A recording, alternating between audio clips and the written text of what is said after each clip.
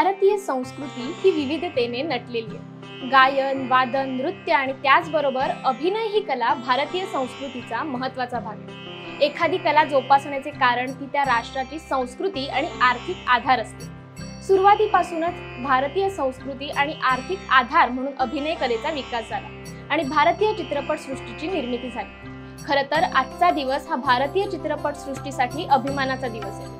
19 मे 1912 रोजी दादासाहेब तोरणे यांनी मुंबईत कोरोनेशन सिनेमॅटोग्राफी येथे श्री पुंडलिकाचा पहिला मराठी चित्रपट प्रदर्शित केला आणि मराठी चित्रपट सृष्टीची मुहूर्तमेढ रोवली। हळूहळू चित्रपट सृष्टीचा विस्तार वाढत गेला आणि रोपट्याचं वटवृक्षात रूपांतर व्हायला सुरुवात झाली। चित्रपट सृष्टीचा विस्तार वाढवण्यासाठी दादासाहेब तोरणे यांच्याबरोबरच अजून एक दिग्गज नाव म्हणजे मराठी चित्रपट सृष्टीचे जनक म्हणून ओळखले जाणारे दादासाहेब फाळके आणि महत्त्वाचं म्हणजे चित्रपट सृष्टीच्या वटवृक्षामध्ये मोलाचा वाटा असलेला दादासाहेब फाळके दिग्दर्शित राजा हरिश्चंद्र हा पहिला मराठी चित्रपट, एका मराठी माणसाने केलेला मराठी चित्रपट। चला तर मग आपल्या कलारंजनाच्या आजच्या भागात जाणून घेऊया भारतीय चित्रपटाच्या इतिहासात मानाचा तुरा रोवणाऱ्या राजा हरिश्चंद्र या चित्रपटाबाबत।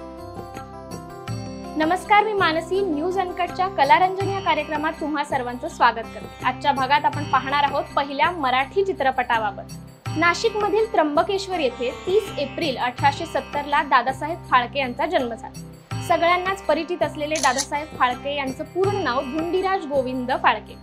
अतिशय सामान्य घरातील ही व्यक्ती वयाच्या 43व्या वर्षी भारतीय चित्रपट सृष्टीचे जनक म्हणून ओळखली गेली।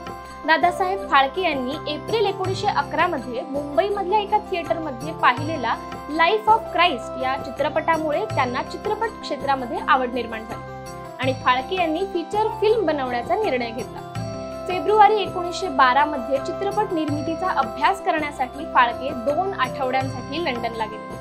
भारतात परतल्यावर त्यांनी फाळके फिल्म्स कंपनीची स्थापना केली।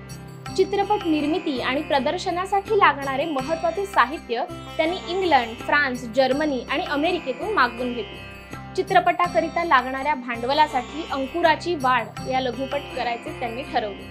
अनेक वर्तमानपत्रात जाहिराती प्रसिद्ध करून कलाकारांना आकर्षित केले, परंतु त्या काळी महिला अभिनयासाठी उपलब्ध नसल्याने या लघुपटातील स्त्री भूमिका पुरुषांनी केल्या।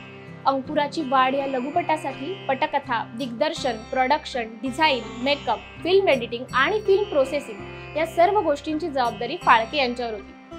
फाळके यांच्या या लघुपटासाठी त्र्यंबक बी तेलंग याने कॅमेरा हाताळला होता आणि या लघुपटाने लोकांना मनोरंजनाची भुरळ घातली आणि यानंतर सुरू झाला चित्रपटांचा सुवर्णकाळ।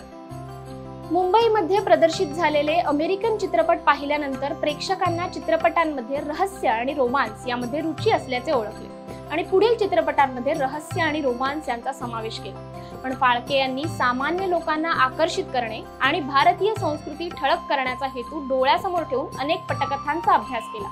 हिंदू पौराणिक कथांमध्ये चित्रित केलेल्या विविध कथांचा विचार केल्यानंतर फाळके यांच्या कुटुंबाने कृष्ण, सत्यवान सावित्री आणि हरिश्चंद्र अशा विषयांवर भर देऊन राजा हरिश्चंद्रच्या कथेची निवड करून चित्रपटाची पटकथा लिहिली आणि राजा हरिश्चंद्र चित्रपटाचा प्रवास सुरू झाला। 1912च्या पावसाळ्यानंतर शूटिंगला सुरुवात झाली। चित्रपटाचा सिनेमॅटिक फोटोग्राफर फाळकेंचा बालमित्र त्र्यंबक तेलंग होता। चित्रपटाचा सेट फाळके यांच्या बंगल्यावरच उभारण्यात आला आणि आउटडोअर शूट हे वांगणी या गावी करण्यात आले। आउटडोअर शूटिंग वेळची मजा, शूट सुरू असताना लोकांना वाटणारं आपल्याबद्दलचं कुतूहल या सगळ्यामुळेच फाळके यांचा चित्रपट रंजक वळण घेत होता। शूट सुरू असताना चित्रपटातील अभिनेता खडकावर पडला आणि त्याच्या डोक्यातून रक्तस्राव सुरू झाला। या कठीण परिस्थितीतही फाळके यांनी हुशारीने मार्ग काढत अभिनेत्याला योग्य ते उपचार देत शूटिंग सुरू ठेवले। पटकथेनुसार शूटिंगची ठिकाणे बदलणे त्या काळी शक्य नव्हते, म्हणून फाळके यांनी जवळच्या ठिकाणी शूट करण्याचे ठरवले। फाळके यांनी सर्व कौशल्यपणाला लावून राजा हरिश्चंद्र हा चित्रपट 6 महिने 27 दिवसात पूर्ण केला।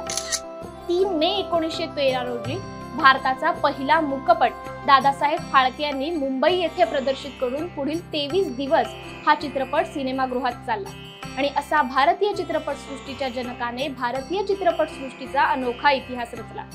तर असा होता दादासाहेब फाळके यांच्या पहिल्या चित्रपटाचा प्रवास। या व्हिडिओमध्ये इथेच थांबूयात। कलासृष्टीतील असे नवनवीन विषय घेऊन पुन्हा भेटूयात। तोपर्यंत पाहत राहा न्यूज अनकट।